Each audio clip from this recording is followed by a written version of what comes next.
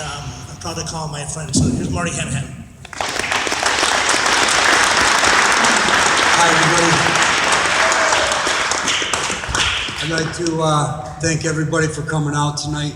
I'd like to thank our panelists for agreeing to come in and share some experience, strength, and hope with us on the solution, which is recovery for this pandemic that's been going on and been raging our communities.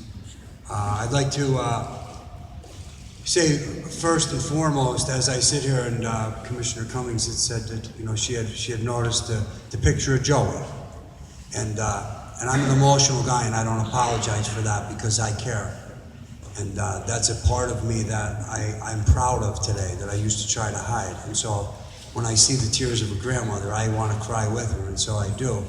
And I think of my Sammy, because everybody has a Sammy. Whether their name is Joey, whether their name is Aaron, or whether their name is Sarah. And there's a relationship that I built with the community through this, me and my wife, that is more valuable than gold. I'd like to say thank you to a couple other people. I see Barbara Durkin here with Lackawanna County Drug and Alcohol Commission for being here tonight. It's a great honor, a great resource. I'd also like to thank all of the different treatment facilities that came out from DATS right around. State Representative Marty Flynn is here, along with his Angela over there with some information on different resources, Just Believe. Mark Powell, District Attorney, has some information back there. So before you leave here tonight, I would encourage you to just visit some of the booths. And if you may not have the question in your mind right now, take some information along home with you in case a question does arise and you're looking for some help. Have the information readily available, because as somebody on the panel had alluded to, we have to strike while the iron's hot. My name is Marty Hanahan, and I'm a co-founder of the Forever Sammy Foundation. I'm also an alcoholic, and I'm a drug addict who, on a daily basis, has found a consistent way to stay away from the drugs and alcohol. But the most important title that I was given on July 16th of 1992 through the birth of my little girl, Sammy. My title became Dad. And I think that I'm not alone when I say that the people here today are here because we want to know, what can we do for our loved ones? And there's an age-old saying where they say, if you build it, they will come. And our Stop the Whisper slogan was born out of Samantha's recovery.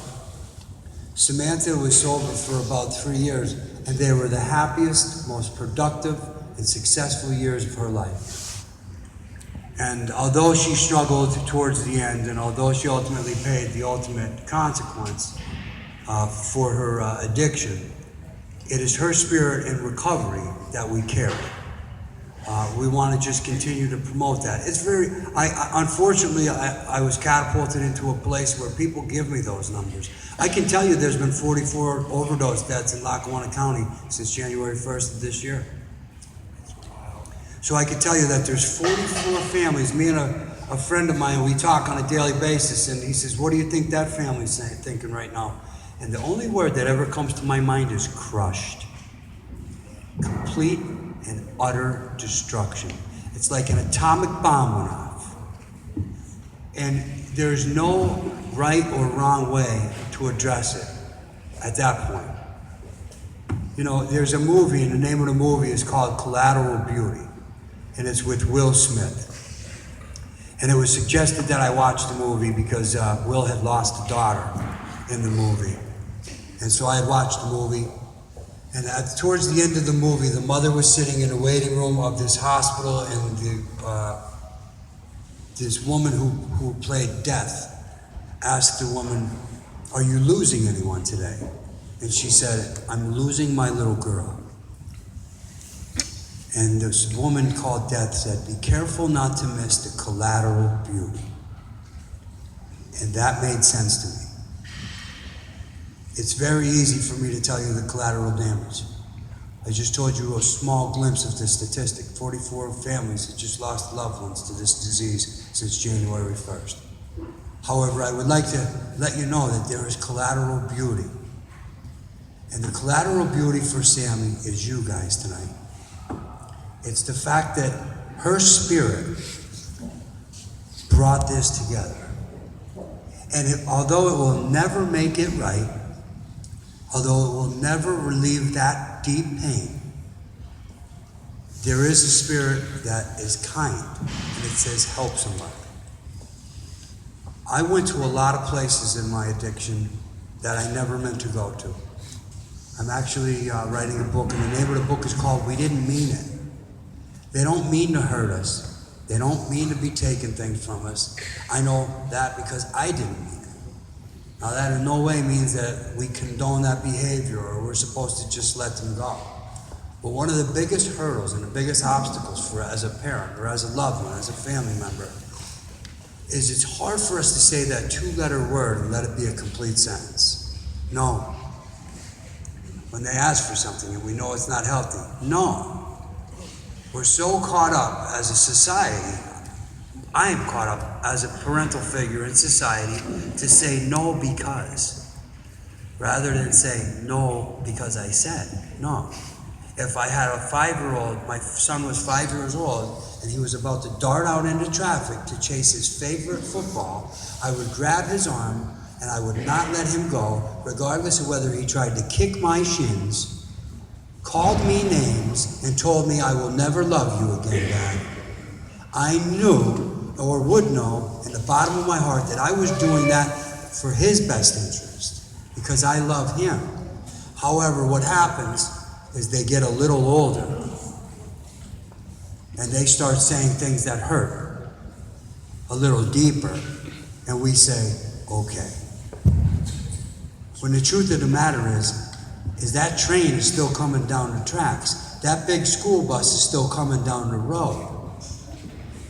We need to say no. And it's the hardest thing in the world to say. It's the hardest thing in the world to say. And you want to know how I know that I'm standing in a crowd or sitting in a crowd of people that know that it's hard to say the word no? Because you're here. Because the people that think it's easy to say no don't care enough to be here tonight. So I'd like that to resonate with you. You know, a couple things were said, beautifully said, and I couldn't have picked a more perfect panel. I really couldn't. Each and every person on this panel has personally impacted my life, Stacy's life, and I know countless lives of people that are in the recovering community.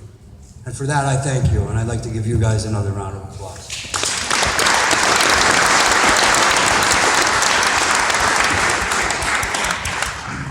And what I'd like to do is I'd like to read something to you that was written, and I think that it mimics a very, very strong, powerful message for those in the audience that may be in the recovering community, and those who are sitting there and wondering how they can relate so easily with the recovering community.